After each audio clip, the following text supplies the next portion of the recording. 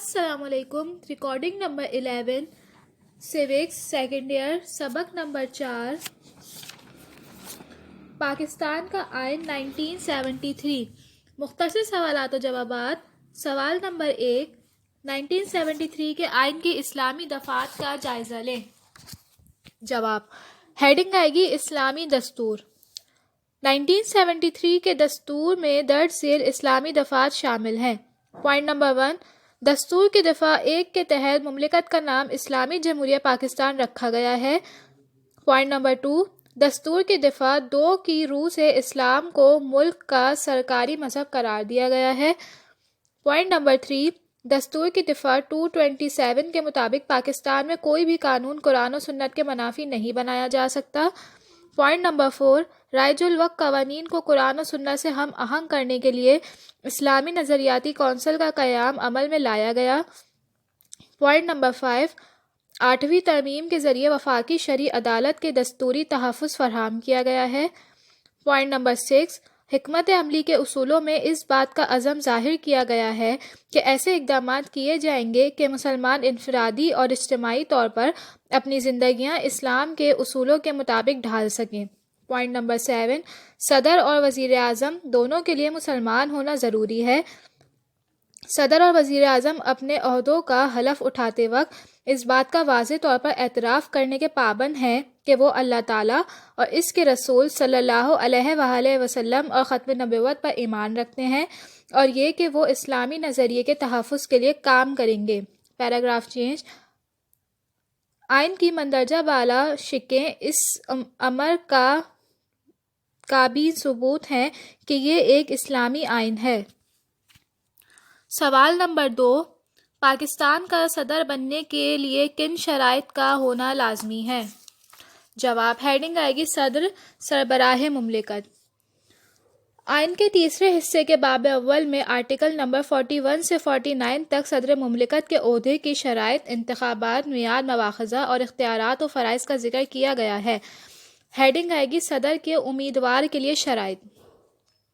Point number 1 Pakistan کا مسلمان شہری ہو. پوائنٹ نمبر 2 کم از کم عمر 45 سال ہو. پوائنٹ نمبر 3 قومی اسمبلی کی رکنیت کی اہلیت رکھتا ہو. پوائنٹ نمبر 4 بحیثیت ووٹر انتخابی فہرست میں اس کا نام درج ہو. پوائنٹ نمبر 5 کسی مجاز عدالت نے اسے دماغی مریض قرار نہ دیا ہو. ہیڈنگ آئے گی انتخاب کا طریقہ کار. صدر مملکت کے انتخاب میں قومی اسمبلی، سینٹ اور چاروں صوبائی اسمبلیوں کے اراکین حصہ لیتے ہیں. Chief election commissioner returning officer کے فرائض سر انجام دیتا ہے. مجلس شورا اور صوبائی اسمبلیوں کے اجلاس کے لیے چیف الیکشن کمشنر پریزائڈنگ افسران کا تقرر کرتا ہے. سوال نمبر 3 وزیر اعظم کا انتخاب کیسے ہوتا ہے؟ جواب. ہیڈنگ آئے گی وزیر اعظم. ہیڈنگ آئے گی انتخاب کا طریقہ کار. آئین کی دفعہ 91 کی روح سے عام انتخابات کے 21 دن بعد یا اس سے قبل صدر مملکت قومی اسمبلی کا خصوصی اجلاس بلائیں گے اور قومی اسمبلی اسپیکر اور ڈپٹی اسپیکر کے انتخابات کے بعد اعلانیہ رائے دہی سے کسی مسلمان رکن کو وزیر اعظم منتخب کرے گی.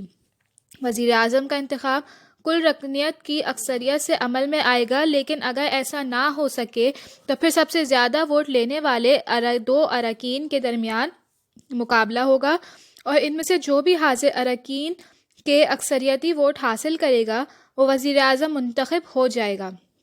اس کا مطلب یہ ہوا کہ دوسری رائے دہی کی صورت میں قومی اسمبلی کے کل ارکان کی اکثریت کے ووٹوں سے منتخب ہونا ضروری نہیں رہا. سوال نمبر 4 پاکستان میں رائے دہندہ ووٹر کی شرائط کیا ہیں؟ جواب. ہیڈنگ آئے گی رائے دہندگان کے لیے شرائط. پوائنٹ نمبر 1 پاکستان کا شہری ہو. پوائنٹ نمبر 2 کم از کم عمر 18 سال ہو. پوائنٹ نمبر 3 انتخابی فہرست میں نام درج ہو.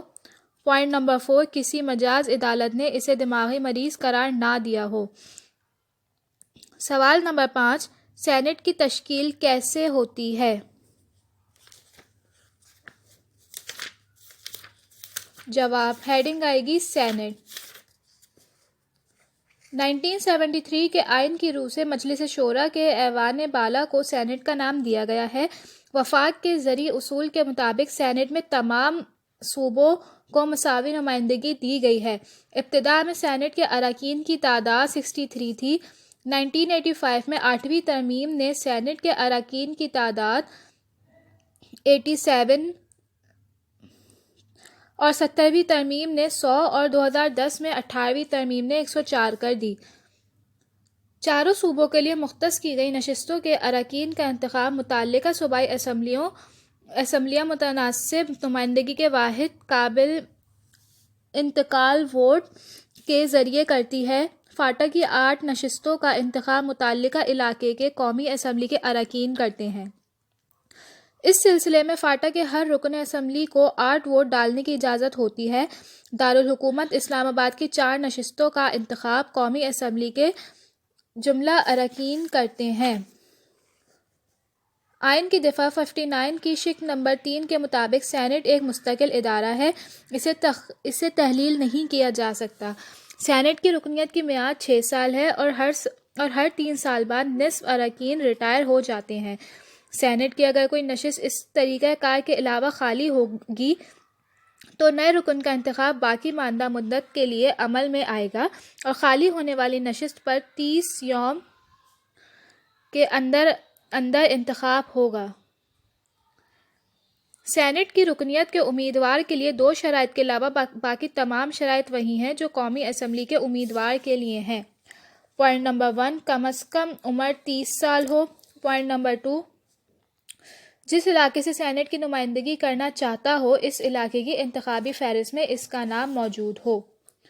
سوال number 6، supreme court of Pakistan کی تشکیل کیسے ہوتی ہے؟ ہیڈنگ آئے گی supreme court. Supreme court Pakistan کی سب سے بڑی عدالت ہے اور اس کا قیام دستور کے تحت عمل میں لایا گیا ہے۔ سپریم کورٹ ایک چیف جسٹس اور قانون کے مطابق مقرر کردہ ججوں پر مشتمل ہوگی۔ سپریم کورٹ کا صدر مقام اسلام آباد ہے۔ اس کی نشست وقتاً فوقتاً ایسے مقامات پر بھی ہو سکتی ہے جس کا تعین چیف جسٹس صدر کی منظوری سے کرے۔ آئین کے تحت صدر مملکت سپریم کورٹ کے سینئر ترین جج کو چیف جسٹس مقرر کرے گا اور دیگر ججوں کا تقرر جوڈیشل کمیشن اور پارلیمانی کمیٹی کے ذریعے ہوگا۔ ججوں کی اہلیت کی شرائط حسب ذیل ہے۔ پوائنٹ نمبر 1، پاکستان کا شہری ہو۔ پوائنٹ نمبر 2، کم از کم 5 سال تک کسی ہائی کورٹ میں بطور جج کے فرائض سر انجام دے چکا ہو۔ پوائنٹ نمبر 3، کم از کم 15 سال تک کسی ہائی کورٹ میں پریکٹس کر چکا ہو۔ تفصیلی سوالات و جوابات۔ سوال نمبر 1، 1973 کے آئین کی نمایاں خصوصیات بیان کیجیے۔ جواب ہیڈنگ آئے گی پاکستان کا آئین 1973۔ پاکستان کا تیسرا آئین 1973 اپنی پارلیمانی نوعیت کے اعتبار سے پہلے آئین سے کافی ملتا جلتا ہے اور دوسرے آئین سے جو صدارتی نوعیت کا تھا بالکل مختلف ہے، لیکن یہ اپنے بیشتر دونوں آئینوں کی نسبت زیادہ اسلامی اور جمہوری ہے۔ پاکستانی قوم کے نمائندوں نے اسے متفقہ طور پر منظور کیا ہے۔ Paragraph change. 1973 کے آئین کا مسودہ 2 فروری 1973 کو قومی اسمبلی میں پیش کیا گیا۔ اس مسودے کو بحث و تمہیز اور کچھ ترامیم کے ساتھ قومی اسمبلی نے 10 اپریل 1973 کو متفقہ طور پر منظور کیا۔ 12 اپریل 1973 کو صدر مملکت نے منظوری دی اور 4 اگست 1973 سے اسے نافذ کر دیا گیا۔ ہیڈنگ آئے گی 1973 کے آئین کی نمایاں خصوصیات، salient features of the constitution of 1973۔ Heading number 1، ابتدائیہ۔ 1973 کے آئین میں بھی دونوں کالعدم وساطیر کی طرح اسلامی نظریے کو تسلیم کیا گیا۔ آئین کے ابتدائیہ کا آغاز ان الفاظ سے ہوتا ہے، paragraph change inverted Cama open, چونکہ تمام کائنات پر اللہ تعالیٰ کی حاکمیت ہے، اس لیے جن اختیارات کا استعمال پاکستان کی عوام کو کرنا ہے وہ اللہ تعالیٰ کی طرف سے ایک مقدس امانت کی طرح ہیں، انورٹڈ کاما کلوز۔ اس طرح ابتدائیہ میں یہ اعلان کیا گیا کہ پاکستان کا اقتدار اعلیٰ خدا کی ذات میں مضمر ہے، جس کا استعمال عوام کے نمائندے اللہ تعالیٰ کی عائد کردہ حدود کے اندر رہ کر عوام کی بھلائی کے لیے کرتے ہیں، یعنی شرعی قوانین کی بالادستی اور عام قانون پر ان کی فوقیت کو تسلیم کیا گیا ہے۔ ہیڈنگ نمبر 2، تحریری آئین۔ 1973 کے آئین ایک ابتدائیہ 280 دفعات اور 5 جدولوں پر مشتمل ہے، جنہیں 12 حصوں میں تقسیم کیا گیا ہے۔ پاکستان کا موجودہ دستور پہلے دونوں وساطیر کے مقابلے میں طویل ہے۔ 1956 کا دستور 234 دفعات 6 جدولوں اور 1962 کا دستور 250 دفعات اور 4 جدولوں پر مشتمل تھا۔ امریکہ کا دستور ایک ابتدائیہ اور صرف 7 دفعات پر مشتمل ہے، جبکہ بھارت کا دستور ایک ابتدائیہ اور 395 دفعات پر مشتمل ہے۔ پوائنٹ نمبر 3، نیم استوار دستور۔ پاکستان کا دستور نہ تو امریکہ کی طرح استوار ہے اور نہ ہی برطانیہ کی طرح لچکدار ہے، بلکہ دنیا کے بیشتر جمہوری ممالک کی طرح نیم استوار دستور ہے۔ آئینی ترمیم کا بل پارلیمان کے کسی بھی ایوان میں پیش کیا جا سکتا ہے۔ ترمیم کے لیے ضروری ہے کہ ہر ایوان کل ممبروں کی 2/3 اکثریت سے اس کی حمایت کرے۔ اس کے بعد ترمیم صدر کی منظوری کے لیے بھیج دی جاتی ہے اور صدر کے دستخطوں کے بعد یہ آئین کا حصہ بن جاتی ہے۔ اگر ترمیم کسی صوبے سے متعلق ہو تو متعلقہ صوبے کی صوبائی اسمبلی کے کل ممبروں کی 2/3 اکثریت کی منظوری لینا بھی ضروری ہے۔ ہیڈنگ نمبر 4، آئین کی تصنیف سنگین غداری۔ 7 اکتوبر 1958 کو اس وقت کے صدر اسکندر مرزا نے 1956 کا آئین منسوخ کر کے ملک میں پہلا مارشل لاء لگایا۔ بعد ازاں 25 مارچ 1969 میں جنرل ایوب خان نے اپنے ہی بنائے ہوئے آئین کی خلاف ورزی کرتے ہوئے اقتدار قومی اسمبلی کے اسپیکر عبدالجبار خان کے بجائے فوج کے سربراہ جنرل یحییٰ خان کے سپرد کر دیا، اور یحییٰ خان نے 1962 کا دستور منسوخ کر کے ملک میں دوسرا مارشل لاء نافذ کر دیا۔ دستور کی بار بار تصنیف سے بچنے کے لیے 1973 کے آئین کی دفعہ نمبر 6 میں لکھا گیا ہے کہ کہ اگر کوئی شخص طاقت یا غیر آئینی طریقے سے آئین توڑتا ہے یا توڑنے میں مدد دیتا ہے تو یہ سنگین غداری ہوگی اور اس کی سزا مجلس شورا کی تجویز کرے گی۔ یہی وجہ ہے کہ جب جنرل ضیاء الحق نے 5 جولائی 1977 کو اور جنرل پرویز مشرف نے 12 اکتوبر 1999 کو فوجی حکومت قائم کی تو انہوں نے آئین کو منسوخ نہیں کیا بلکہ اسے معطل کر دیا۔ ہیڈنگ نمبر 5، حکومت کی پالیسی کے اصول۔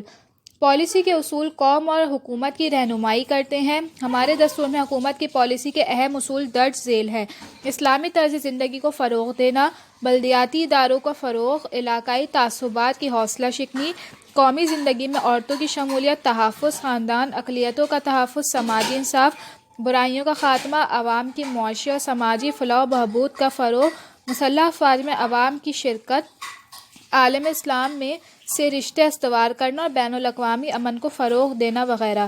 Paragraph change. پالیسی کے اصولوں کے سلسلے میں ہمیں یہ بات یاد رکھنا چاہیے کہ اگر حکومت ان پر عمل پیرا نہ ہو تو ایسی صورت میں عدالت سے رجوع نہیں کیا جا سکتا، گویا ان اصولوں کی دستوری حیثیت نہیں ہوتی۔ ہیڈنگ نمبر 6، پارلیمانی طرز حکومت۔ 1973 کے آئین کے تحت پاکستان میں پارلیمانی طرز حکومت کو اپنایا گیا ہے۔ پارلیمانی اصول کے مطابق وزیر اعظم اور کابینہ پارلیمان کے اراکین ہوتے ہیں اور اپنی کارکردگی کے سلسلے میں پارلیمان کے سامنے جواب دہ۔ قومی اسمبلی کے عدم اعتماد ظاہر کرنے پر حکومت مستعفی ہو جاتی ہے۔ پارلیمان کو قانون سازی کے وسیع اختیارات حاصل ہوتے ہیں اور وہ ملک کے اقتدار اعلیٰ کی نمائندگی کرتی ہے۔ صدر ملک کا آئینی اور وزیر اعظم انتظامی سربراہ ہوتا ہے۔ حکومت کے سارے کام صدر کے نام سے انجام پاتے ہیں، لیکن ان تمام معاملات کے پیچھے حقیقی کار فرمائی وزیر اعظم کی ہوتی ہے۔ ہیڈنگ نمبر 7، براہ راست انتخابات۔ آئین کے تحت براہ راست طریقہ انتخاب کو اپنایا گیا ہے۔ قومی اور صوبائی اسمبلیوں کے اراکین کو رائے دہندگان براہ راست منتخب کرتے ہیں۔ 18 سال کے ہر شہری کو جس کا نام رائے دہندگان کی فہرست میں درج ہو ووٹ دینے کا حق حاصل ہے۔ امیدوار کے لیے عمر کی حد 25 سال مقرر کی گئی ہے۔ ایوان بالا یعنی سینٹ کے لیے بالواسطہ طریقہ انتخاب کو اپنایا گیا ہے اور سینٹ کے اراکین کے انتخابات کا معاملہ صوبائی اسمبلیوں پر چھوڑ دیا گیا ہے۔ اس سے ایک طرف صوبائی خود مختاری کو تقویت ملی ہے اور دوسری طرف ملک دوہرے انتخابی اخراجات سے بچ گیا ہے۔ ہیڈنگ نمبر 8 دو ایوانی مجلس شورا۔ 1973 کے آئین کے تحت پاکستان کی مقننہ یعنی مجلس شورا 2 ایوانوں پر مشتمل ہے۔ ایوان زیریں کا نام قومی اسمبلی اور ایوان بالا کا نام سینٹ رکھا گیا ہے۔ قومی اسمبلی کے اراکین کا انتخاب براہ راست آبادی کی بنیاد پر کیا جاتا ہے، جبکہ سینٹ میں تمام صوبوں کی مساوی نمائندگی دی گئی ہے۔ ہیڈنگ نمبر 9 واحد شہریت۔ عام طور پر وفاقی حکومت میں دوہری شہریت عطا کی جاتی ہے، یعنی ہر شہری وفاق کا بھی شہری ہوتا ہے اور اپنے صوبے کا بھی۔ پاکستان میں واحد شہریت کا طریقہ رائج ہے اور یہاں ہر شہری کو یکساں حقوق و فرائض حاصل ہیں، خواہ وہ کسی بھی صوبے میں مقیم ہو۔ ہیڈنگ نمبر 10 قانون کی حکمرانی۔ 1973 کے آئین کے دفعہ 3 اور 4 میں قانون کی حکمرانی کا ذکر کیا گیا ہے۔ ریاست ہر قسم کے استحصال کو ختم کرے گی۔ پاکستان کے تمام شہریوں کو بلا کسی تفریق کے یکساں قانونی حقوق حاصل ہیں اور کسی شخص کو ایسا کام کرنے سے نہیں روکا جا سکتا جس کی آئین یا قانون اجازت دیتا ہو۔ ہیڈنگ نمبر 11 قومی زبان۔ آئین کی دفعہ 251 کے مطابق اردو پاکستان کی قومی زبان قرار دیا گیا ہے اور آئین میں کہا گیا ہے کہ اردو کو 15 برسوں میں 14 اگست 1988 تک سرکاری دفاتر میں رائج کرنے کے سلسلے میں ضروری اقدامات کیے جائیں گے۔ ہیڈنگ نمبر 12 بنیادی حقوق۔ 1973 کے آئین میں عوام کے بنیادی حقوق کا باقاعدہ تعین کیا گیا ہے۔ اس میں حق زندگی و آزادی، تحفظ سے گرفتاری، غلامی اور بیگار کی ممانعت، نقل و حرکت کی آزادی، حق انجمن سازی، آزاد تقریر و تحریر، حق مذہب، حق ملازمت اور حق زبان و ثقافت اہم بنیادی حقوق ہیں۔ ہیڈنگ نمبر 13 بنیادی فرائض۔ عام طور پر دستور میں صرف شہریوں کے بنیادی حقوق کا ذکر کیا جاتا ہے، لیکن ترکی اور چین کے دساتیر میں شہریوں کے فرائض کی فہرست بھی شامل کی گئی ہے۔ پاکستان کے دستور میں شہریوں کے فرائض کی باقاعدہ تو کوئی فہرست شامل نہیں کی گئی، لیکن دستور کی دفعہ 5 کے تحت شہریوں پر 2 فرائض عائد کیے گئے ہیں۔ پہلا، ہر شہری کا بنیادی فرض ہے کہ وہ ریاست کا وفادار ہو۔ دوسرا، ہر شہری کا دستور قانون کی اطاعت کرے۔ ہیڈنگ نمبر 14 عورتوں اور مردوں کے مساوی حقوق۔ 1973 کے دستور میں عورتوں کو مردوں کے مساوی حقوق عطا کیے گئے ہیں اور عورتوں پر اعلیٰ مرکز ملازمتوں کے ضمن میں جو پابندیاں عائد تھیں وہ اٹھا لی گئی ہیں، مثلاً سول سروس اور فارن سروس وغیرہ۔ پوائنٹ نمبر 15 آئینی اداروں کا قیام۔ 1973 کے آئین کے تحت اسلامی نظام کے نفاذ، مرکز اور صوبوں کے باہمی مالیاتی معاملات سے نپٹنے، عدالتی نظام کی اصلاح اور جمہوریت کی ترقی کے لیے حسب ذیل آئینی اداروں کا قیام عمل میں لایا گیا ہے۔ اسلامی نظریاتی کونسل، قومی اقتصادی کونسل، مشترکہ مفادات کونسل، قومی مالیاتی کونسل، اعلیٰ عدالتی council, election commission. Heading number 16 نجی عسکری تنظیموں کی ممانعت۔